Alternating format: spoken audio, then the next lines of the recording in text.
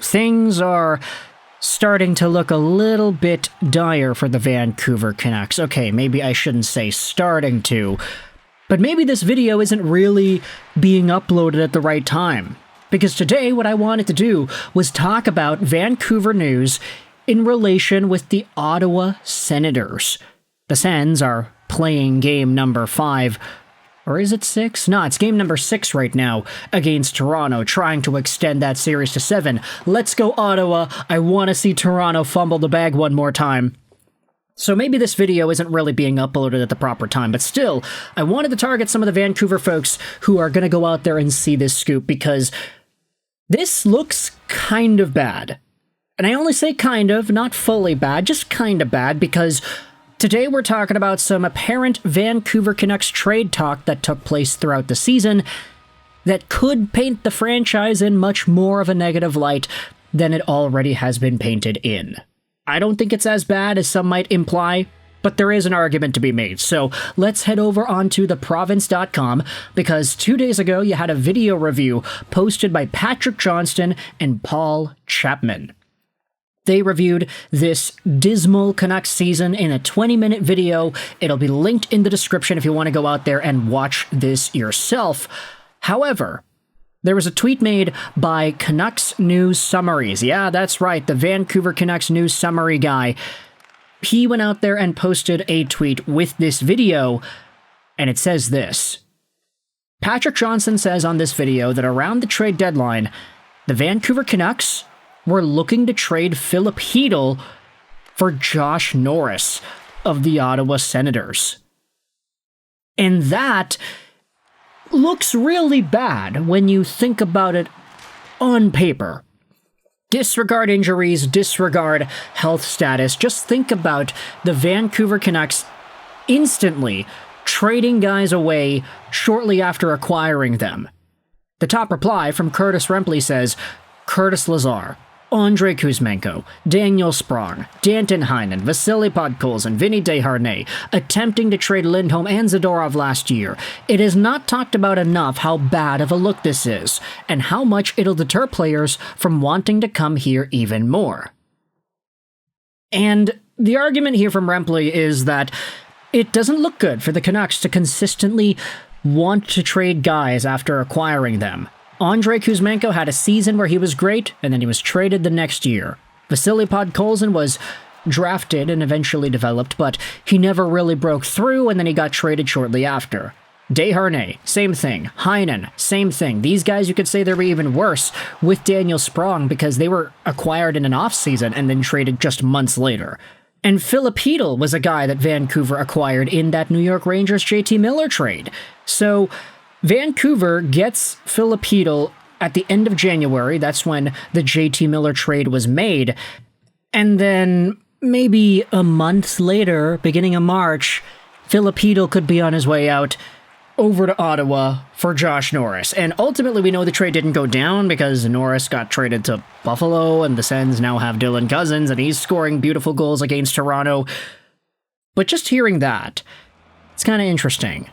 Because yes, we can talk about Josh Norris, we can talk about what kind of an acquisition he could be for Vancouver, but we could also very well talk about, hey, like, you acquire this guy in Chytil, he's supposed to be the second-line center, and then you trade him right away afterwards for Josh Norris? Now sure, I'll say that Norris is an upgrade over Chytil. I do think that he has more to give than what Chytil has shown in the past, and Norris does have better numbers after all.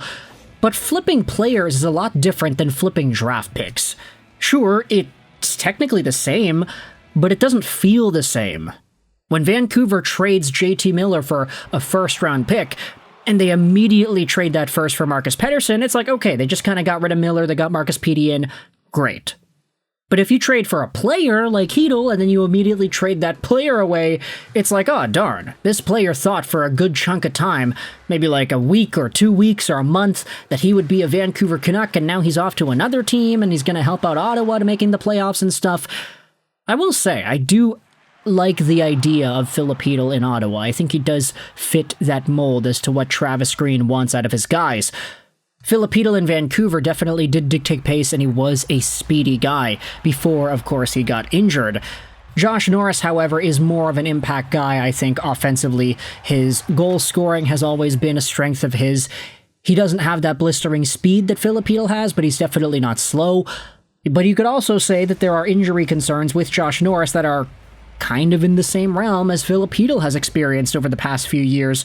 So maybe it is kind of equal if you wanted to lay it out like that. However, though, I do think that if you were to compare injuries to injuries, maybe Filip Chytil's health status is more precarious than Josh Norris's is. Norris has had issues with his shoulder, and if it's his shoulder, you can say, oh yeah, that might affect his ability to shoot and score and stuff, but he still had 20 goals in 53 games played this season. So maybe it's not as bad, because Filip Chytil and his concussion history, I think, is a lot more dangerous and serious than shoulder injuries, although, of course, you need both of these things functioning properly in order to be a good NHL player.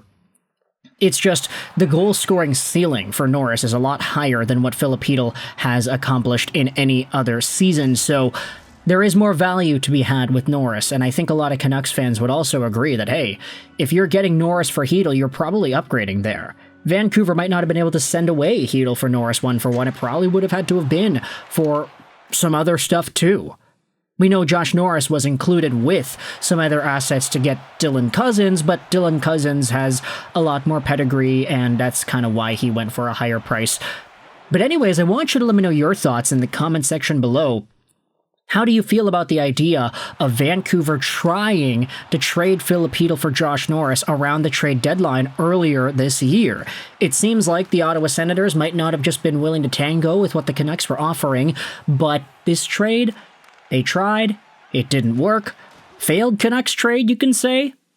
What do you think the full details could have been? What do you think the value for value comparison is when you look at both of these assets involved in this trade idea? They're both the same age, both drafted in 2017, so there isn't really much of a disparity here. It's just, you gotta compare injuries, you gotta compare points. Filip Chytil has been a lot more banged up than Josh Norris concussion-wise, but Norris has missed time due to his shoulder. Norris has a higher ceiling offensively, but Chytil is a lot more speed-oriented and puck possession-based. So there's a lot of differences here, but I do think ultimately Norris would have been the more valuable guy. You can let me know your thoughts in the comment section below, whether or not you agree or disagree. But for now, I hope you enjoyed this British Ash Rolls 99. And bye.